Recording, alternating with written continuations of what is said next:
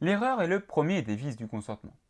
Dans cette vidéo, nous allons essayer de nous intéresser à définir ce que signifie l'erreur en droit des contrats. Mais tout d'abord, dans le langage courant, qu'est-ce qu'une erreur?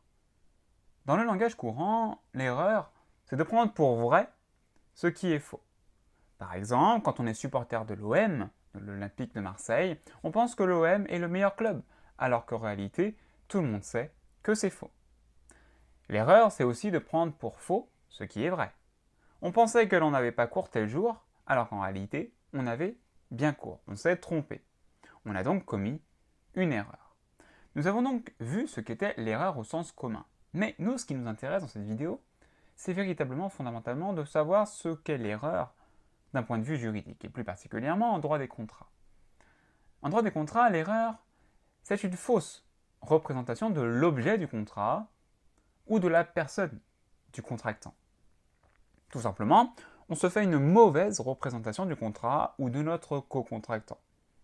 Concrètement, cette fausse représentation, qu'est-ce que ça va faire? Eh bien, ça va entraîner une discordance. Ça va entraîner une discordance entre ce que je croyais, moi, et la réalité. Donc, discordance entre ce que je croyais et la réalité. Je croyais quelque chose, mais en réalité, la réalité est bien différente. J'ai donc commis une erreur. Alors, déjà, petite précision vocabulaire, celui qui s'est trompé, celui qui a commis l'erreur, il est appelé l'errans. Errans. Donc, l'errans, c'est celui qui s'est trompé, celui qui a commis l'erreur. Une question se pose donc maintenant.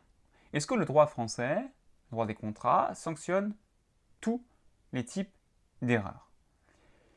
Non, bien évidemment non, car si le droit sanctionnait tout type d'erreur, cela poserait des gros problèmes en termes de sécurité juridique. De trop nombreux contrats seraient alors remis en cause trop facilement pour la moindre erreur.